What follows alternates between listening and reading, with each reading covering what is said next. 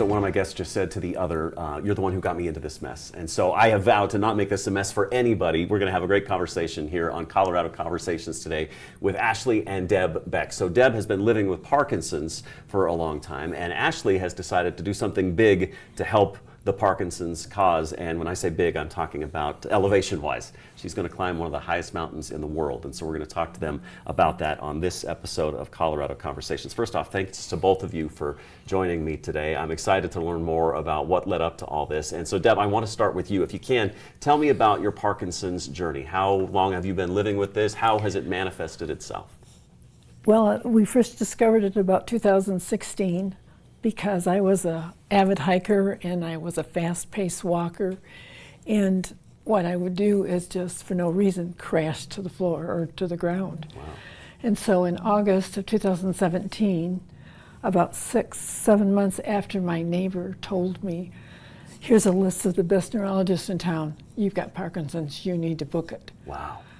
So I thought, you're absolutely wrong. But I did, and they're the worst words you can hear. You know, you walk out of there and the first thing you think, oh, this can't be right. The next thing you think is walk in front of a bus, and then you think, oh, this is ridiculous, I can fix this. Yeah. It's taken me 6 years to learn that you can't fix it, but you can manage it. How hard is it to come to that realization? It was hard for me because I've always been able to fix things. And it's hard because it's gradual. You know, I fell a lot. I couldn't figure out why. I finally got that taken care of. I move now all the time. That's very frustrating. It's embarrassing for me. And I think it's hard for other people to see someone that's constantly in motion. Things that you don't anticipate. I can't wear eye makeup because I can't steady my hand enough to put it on. Interesting. Yeah. And I'm afraid I'll pop it through my eye. Mm-hmm. And there's just a lot of things that you just don't think about. You can't swallow well. My speech is getting much more hoarse and lighter. It's just something new every day. It's like a new journey. Yeah. Ashley, let me talk to you about that, because this is a woman that you've watched your entire life, independent, fiercely immobile, and going where she needs to go and climbing mountains and doing all those things. This has got to be a difficult thing to witness, right? It is. I think it's hard for friends, family, caretakers to live with someone with Parkinson's and to try to know how to support them and love them without taking away their independence or their dignity, but making sure that they're safe and that they're getting out there to do as much as they can.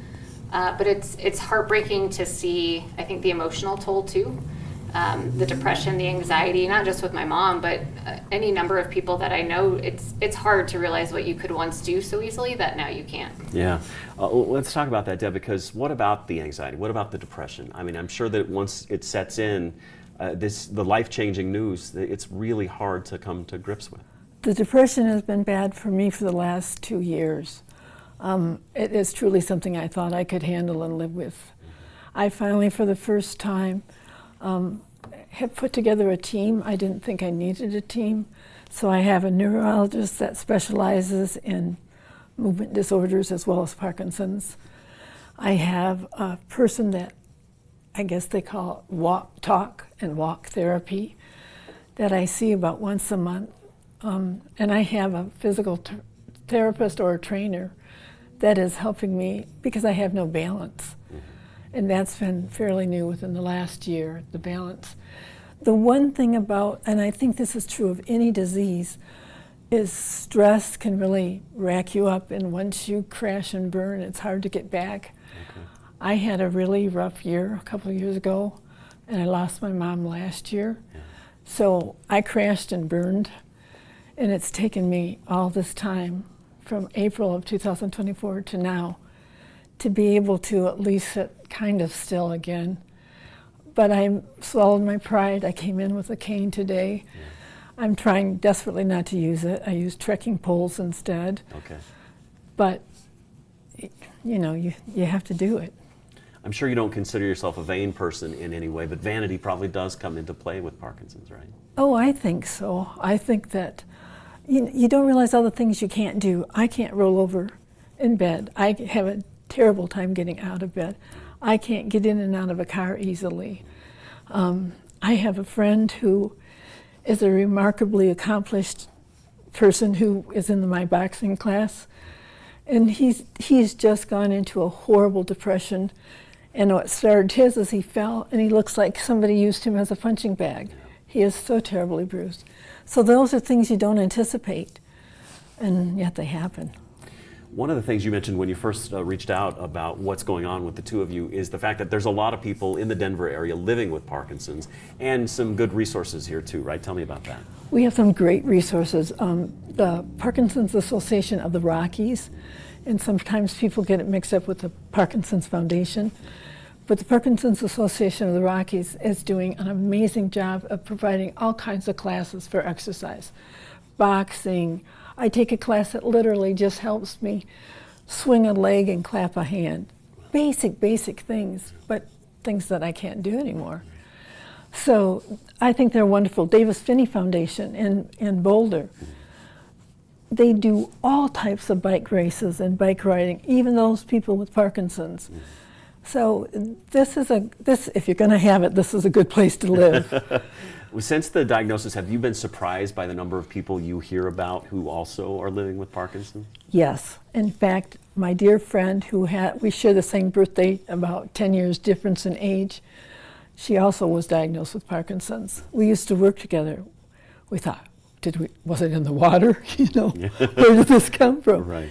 I also grew up in Southwest Michigan, home of Upton Pharmaceutics, Dow Chemical, Pioneer Food and Grain and Fertilizer, all those things that are starting to come into play with diagnosis that maybe it's caused from pesticides. Interesting. Okay. So you've done a lot of research on this and still trying to learn more about it, I'm sure. I have, and I was invited to do a worldwide study. It was a genealogy study, and I came back and they said I didn't have the mutant gene that would need for Parkinson's. I didn't have this that they suspected was Parkinson's. They can't tell me how I got it or where it came from. Yeah, interesting. Ashley, you're the kind of person who I'm guessing dives right into a subject when you're trying to learn more about it. You're a deputy district attorney in the Denver DA's office, and well-researched on all manners, I'm guessing. But when you first found out about this diagnosis, what did you set out to learn, and what have you been able to learn about what your mom's going through? Sure. I mean, I think it's hard when any family member comes back and says, hey, here's what I've got. So the first thing I did was go to Google and just start Googling what are the symptoms, what does this mean, does this impact lifespan, longevity, things of that nature. And I think that's how both of us sort of got introduced to the Michael J. Fox Foundation, because they do Parkinson's research. It's all about trying to find the reasons why, how to address it, what the symptoms are, how to manage them, what pharmaceuticals and drugs might be able to help slow the progression and things of that nature. So it's an exciting time. If you're going to be diagnosed with something like Parkinson's, it's an exciting time to be in that field, to be doing that research and to kind of figure out what we can do. And the number one thing is exercise. And so this woman, despite her challenges, despite the obstacles that she's facing, she's done it all. She's done swimming, water aerobics, boxing, like she's mentioned, just regular classes that teach you how to do simple things like get up, stand up from a chair in a seated position. She's doing it. So exercise is really the best medicine. Well, speaking of exercise, and speaking of the Michael J. Fox Foundation, which you just set up there, they're a big part of what is next to come for you. And so we're going to talk about what Ashley's doing to help the Parkinson's fight, climbing one of the tallest mountains in the world. And we'll get to that when we come back right after this. And we are back talking to Deb and Ashley Beck about Deb's Parkinson's fight and what Ashley's doing to sort of raise money and awareness about it. And so, Ashley, let's dive right into that, because you're about to travel to Africa. I am. What are you going to do over there? Climb Mount Kilimanjaro with the Michael J. Fox Foundation, Team Fox. So how did this come about? What do you have to do to get ready to climb one of the tallest peaks on the planet? This is a big undertaking. It is. It came about sort of in a serendipitous moment back in December of 2024. Mount Kilimanjaro has been on my radar since my early 20s, and I just kept pushing it back.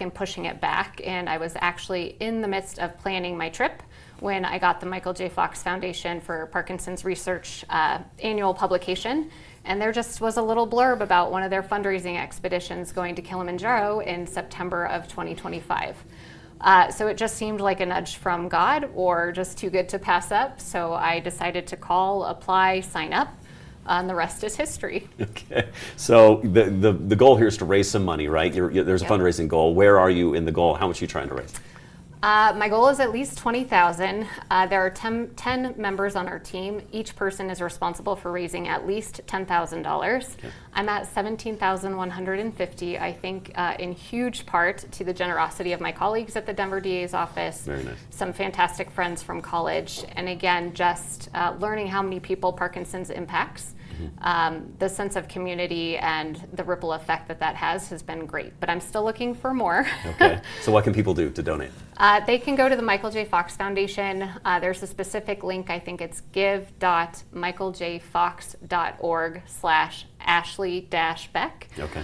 to my personal page, and from there they can navigate to the team page and team members too who are still looking to raise money. There's a few who have not yet met their $10,000 goal. Okay. But it 100% of the funds goes towards research. It does not go to cover any of our trip. And so that's really important to know. And it was a surprise for my mom. That was her Christmas gift. Okay. I'm not sure how she took it that I was going to Africa, but it goes for a great cause and it should be an adventure. How did you take it, Deb? What do you think about this? Oh, I was crushed. I thought, oh my God, this is too much. Can't you just do something here? But I'm very proud. And, she wrote a good story which took me off guard. And I think that if people, there's going to be 3 people on the team, right, that actually have Parkinson's. Wow. So 3 of those people are going to climb it, and I'd love to be beside her to do it. I just think I would be sliding down more than I would be climbing up. Well, what about that? Ashley, what does it take to climb Kilimanjaro? Have you done the research on that? What's the process? It takes about a week, is that right? I think we're doing the Lemosho route, so I believe it's 7 nights, 8 days. So it is a commitment. I think mental preparation with most feats is probably the #1 challenge, and so just preparing myself mentally to be on the side of a mountain. We're at a huge advantage here in Colorado already, being at altitude and having access to 14ers and things of that nature. Many of my teammates are coming from lower elevation states like Florida, Louisiana, Texas. Ooh. So I'm feeling pretty good, but I'm cautiously optimistic, and I'm just hiking as much as I can. Just did the Grand Canyon rim to rim for a good 16 hours on my feet. Wow. And just trying to get out there and be active and crossing my fingers. Have you done 14ers here leading up to this? I have. I've done 8 so far, not just this summer, but 8 overall, and I've got 2 planned actually this weekend. So on Saturday you can find me on a couple mountains. Okay, very good. So you'll do a little training there. Was this a no-brainer for you when you figured this was a way to raise money and awareness, even though it meant going to a strange place and doing a foreign thing? When it comes to helping your mom, I'm guessing this is a no-brainer. It was a no-brainer. I don't think I even thought twice until I realized if I didn't raise the 10,000, I was responsible for the 10,000.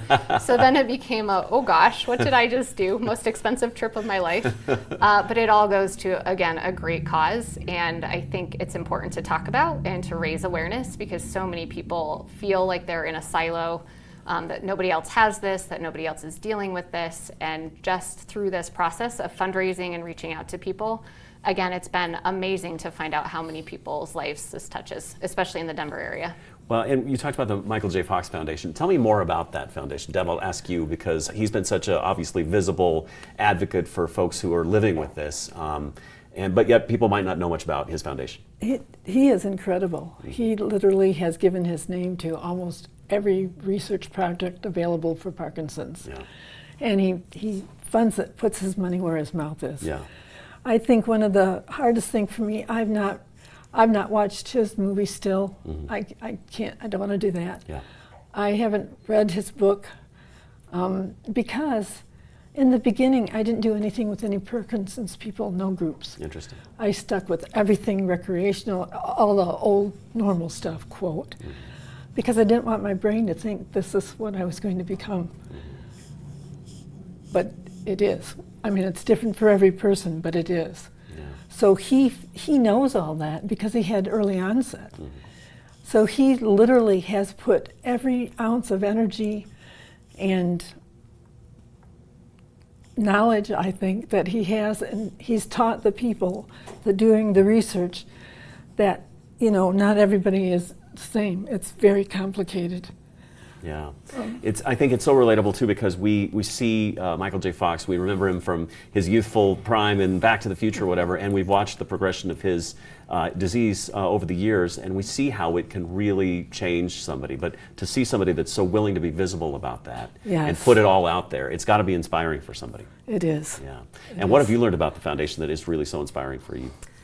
I think they're one of a kind just in terms of their creativity and their creative approaches in soliciting folks to do research, to come up with ideas, to come up with solutions, to find ways to manage and help this.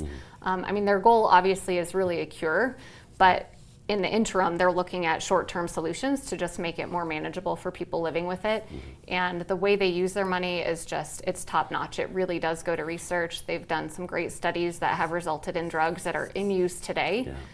So it's a pretty incredible foundation. Yeah, they've done some pretty amazing work. We're talking to Deb and Ashley Beck about Parkinson's and what they're doing to raise money and awareness to help find a cure for that on this episode of Colorado Conversations. We'll keep the conversation going, because when I get back, I want to ask Deb about what she'd like for the rest of us to know about the disease she lives with, and how we can all learn something from that. And so we'll talk about that when we come back.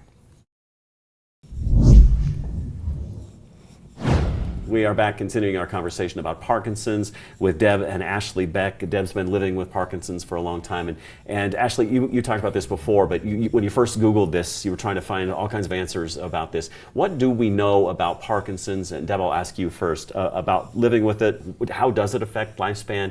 How does medication help? Carbidopa-levodopa is the gold standard. Okay. And it was like a miracle. I saw my neurologist one day, and the next day I started this program. He said, if you were my wife, I would put you on this drug, and you need to do it now. Okay. When I walked in his office, he had a list of all the symptoms. There were like 15. I had 13 of those symptoms. Really? I had thought I would get away with this. I practiced. I had heard some of the neurologic things that they would do. Okay. So I practiced, and I was doing really good. And he suddenly said, Deb, did you try to do this? Did you do this at home first? I was so proud. I said, yes. He said, okay, we're going to start with some new neurologic exams. You tried to cheat, didn't you? So It's like cheating on the eye exam. I did indeed, thinking it wouldn't happen. Yeah. What I want people to know is that it's different for every single person. And, I don't sleep. And I finally, really don't sleep. So I finally, after 2 years, 3 years of his saying, Deb, no side effects, just try this. He gave me a drug that helps me sleep. I don't wake up fuzzy, I can still hear the phone. That has been a godsend. Medications make a difference. Exercise is the very, very best thing to do. And the thing that people need to realize is there are some very unpleasant side effects, not side effects, but effects of Parkinson's that you can't really share, but constipation is one. Memory loss can be another one. Okay. Dementia and cognitive skills can be another one. Those are all things I'm kind of fighting and hoping that I'll win. Yeah. And lifespan, do we know how it impacts lifespan? Lifespan, they say it's not, you won't die of Parkinson's. Okay. You'll die of the complications from it. Okay. You can't swallow, your lungs get bad, but you don't die of Parkinson's. And you can easily live 20 years Yeah. from diagnosis, easily live. And if you work at it, you can live, I'm sure, longer. But they always say that the 20-year. Well, you talked about how it impacts people differently. Is there ever any jealousy when you see somebody else living with Parkinson's that maybe doesn't have the extent of the symptoms that you do? You wish that yours weren't as severe or something? I don't think it's jealousy. I think it's envy. There's a woman in my boxing class, and I look at her and I think, oh gosh, I can remember when she'd been diagnosed 2 years ago. She was good. She immediately came to a Parkinson's group, whereas maybe I would have been better if I'd gone to a Parkinson's group.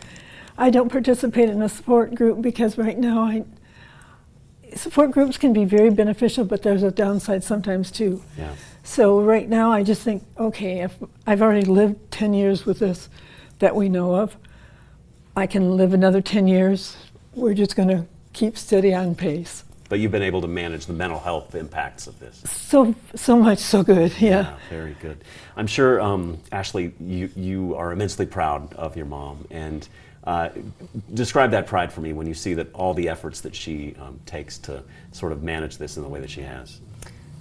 I think, again, it's an incredibly hard diagnosis to receive. Yeah. And I think just mentally that immediately wears you down. When you can't do things that you once could, I think that wears you down. But despite all of those challenges, despite those obstacles, she is and remains an inspiration for me. She's out there every day working to better herself, working to manage her symptoms, working to raise awareness and make sure that others know that they're not alone in the fight. And so just truly my guiding light. For those who don't know, is there a genetic element to Parkinson's too? Is there a stronger chance you might get it? No, supposedly there's no generic, but I think they're starting to revisit that possibility. There's no Parkinson's in my family, but I have some other very unusual, I have two sisters and a brother that have some unusual things. And so we're I'm going to give my brain and my spine. Okay. I would say the one most important thing is, this used to be the phrase I lived by, come grilled with me, the best is yet to be. Yeah. Don't do that, live now. Okay, well said. I like that a lot. Is it something you think about though, Ashley? Do you worry that it might happen to you too? I'm not worried about it happening to me. I mean, it's just not generally my personality, Yeah. come what may. Yeah. But again, we've got a pretty healthy family, and I think that made this all the more difficult because you went from being perfectly healthy to just this dramatically life-changing diagnosis. But if it's in my future, it's in my future, and this lady's given me some tips as to how to manage it. That's a great way to say it. You've inspired a lot of people, not the least of which is your own daughter. So I'm excited to see where this all leads. I'm very excited to see how the Kilimanjaro climb. You'll have to come back and let us know how it goes. So I survive. You'll survive, no doubt about it. One more time with that website so we can get that address up. Yep, it's https://give.michaeljfox.org/Ashley-Beck. Very good. All right. So if you want to donate, help her get past. She's already reached the 10,000 mark, but maybe we should get. How tall is that Kilimanjaro? 20,000 feet? 19,300 or so. So we should at least get 19,000. Minimum. Right. Exactly. That's the way we should do it. Well, good luck with that. Thank you both for joining me, and thank you all for watching this episode of Colorado Conversations.